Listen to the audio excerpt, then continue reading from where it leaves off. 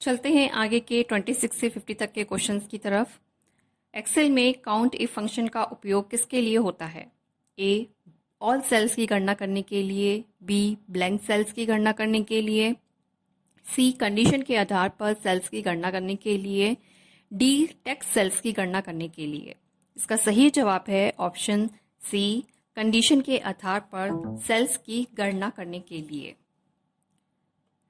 Excel में कौन सा फंक्शन टेक्स्ट को जोड़ने के लिए उपयोग किया जाता है? ए, ऐड। बी, सम। सी, कॉनकैटिनेट। D, join. तो इसका सही जवाब है ऑप्शन ए, ऐड। एक्सेल में डेटा को ग्रुप करने के लिए किस टैब का उपयोग किया जाता है? A, home. B, insert. C, data. D, view. इसका सही जवाब है ऑप्शन सी, डेटा। एक्सेल में कौन सा चार्ट डेटा के रुझान को दिखाने के लिए उपयोग किया जाता है? A, bar chart. B, line chart. C, pie chart. D, area chart. इसका सही जवाब है option B, line chart. Excel में एक सेल में लंबवत रूप से टेक्स्ट को संरेखित करने के लिए किस विकल्प का उपयोग किया जाता है? A, align left. B, align right. C, center. D, vertical align. इसका सही जवाब है option D, vertical align. Excel में नए वर्कशीट डालने के लिए कौन सी शॉर्टकट कुंजी है? A, Ctrl+N। B, Ctrl+Shift+N। C, Ctrl+W। D, Ctrl+Shift+W। इसका सही जवाब है option B, Ctrl+Shift+N। MS Excel में किस फंक्शन का उपयोग एक रेंज के भीतर संख्याओं की संख्या गिनने के लिए किया जाता है? A, count. B, counta. C, count if. D, sum. इसका सही जवाब है option A, count.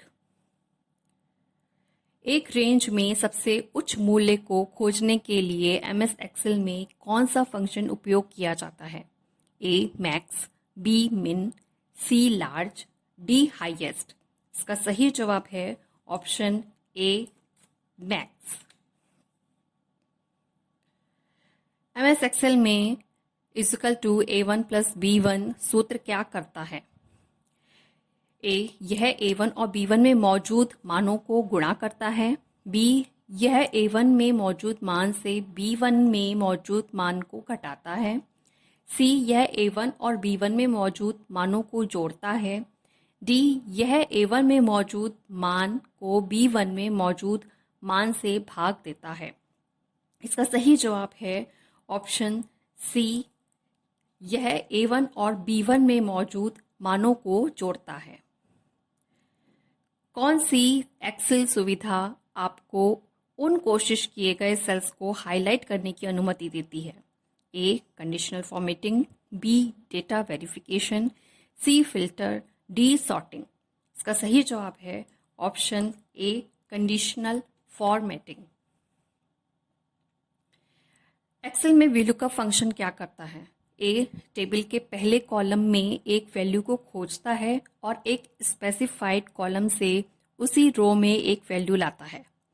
B, table के पहले रो में एक वैल्यू को खोजता है और एक स्पेसिफाइड कॉलम से उसी कॉलम में एक वैल्यू लाता है। सी, दो डेटा सेट्स के बीच अंतर काउंट करता है। डी, एक विशेष सेल का वैल्यू प्राप्त करता है। इसका सही जवाब है ऑप्शन ए, टेबल के पहले कॉलम में एक वैल्यू को खोजता है और एक स्पेसिफाइड कॉलम से उसी रो में एक वैल्यू लाता है। एक्सेल में पूरे वर्कशीट को चुनने के लिए कौन सी कुंजी का उपयोग किया जाता है? A, Ctrl+A। B, Ctrl+Shift+End।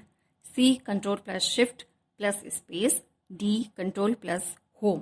इसका सही जवाब है ऑप्शन ए, Ctrl+A। एक एक्सेल वर्कबुक का फाइल एक्सटेंशन क्या होता है? A, .xls। B, .xlsx। C, .xlsm। D, .xlt। इसका सही जवाब है ऑप्शन बी, इसका सही जवाब होगा ऑप्शन बी .xlsx। एक्सेल में एक रेंज के औसत को खोजने के लिए कौन सा फंक्शन उपयोग किया जाता है? ए एवीजी, बी एवरेज, सी मीन, डी सम। इसका सही जवाब है ऑप्शन बी एवरेज। कौन सी एक्सेल सुविधा किसी वर्कशीट में एडिट करने से रोकने के लिए उपयोग की जाती है? A protect sheet, B data verification, C conditional formatting, D pivot table. इसका सही जवाब है option A protect sheet. Excel में डेटा वैलिडेशन का उपयोग किसके लिए किया जाता है? ए डेटा की चेकिंग करने के लिए, बी डेटा की एंट्री को कंट्रोल करने के लिए, सी डेटा को सॉर्ट करने के लिए, डी डेटा को कॉपी करने के लिए। इसका सही जवाब है ऑप्शन बी डेटा की एंट्री को कंट्रोल करने के लिए। एक्सेल में एक वर्कशीट का नाम बदलने के लिए किस पर डबल क्लिक करना चाहिए? A column heading, B row heading, C worksheet tab, D any cells. इसका सही जवाब है option C worksheet tab. Excel में किस फॉर्मूला का उपयोग सबसे छोटी संख्या खोजने के लिए किया जाता है? ए मिन, बी स्मॉल, सी मिनिमम, डी लीस्ट। इसका सही जवाब है ऑप्शन ए मिन। एक्सेल में किस शॉर्टकट का उपयोग एक वर्कशीट को डिलीट करने के लिए किया जाता है? A control plus D, B shift plus D, C alt plus D, D none. इसका सही जवाब है ऑप्शन डी नन।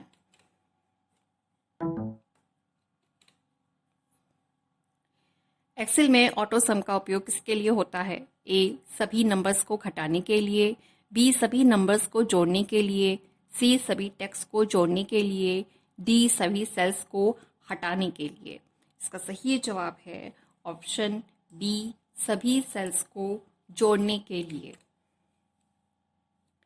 एक्सेल में किस टैब का उपयोग चार्ट का रंग बदलने के लिए किया जाता है? A home, B insert, C design, D page layout.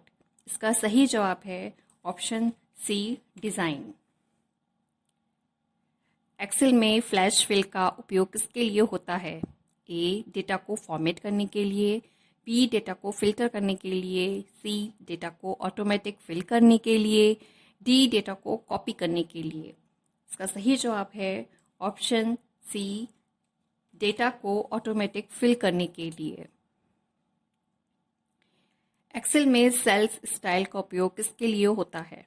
A data को सॉर्ट करने के लिए, बी सेल्स का फॉर्मेट बदलने के लिए, सेल्स को कॉपी करने के लिए, डी सेल्स को डिलीट करने के लिए। इसका सही जवाब है ऑप्शन बी सेल का फॉर्मेट बदलने के लिए। यहाँ पे को हो गया है, इसको का पढ़िएगा।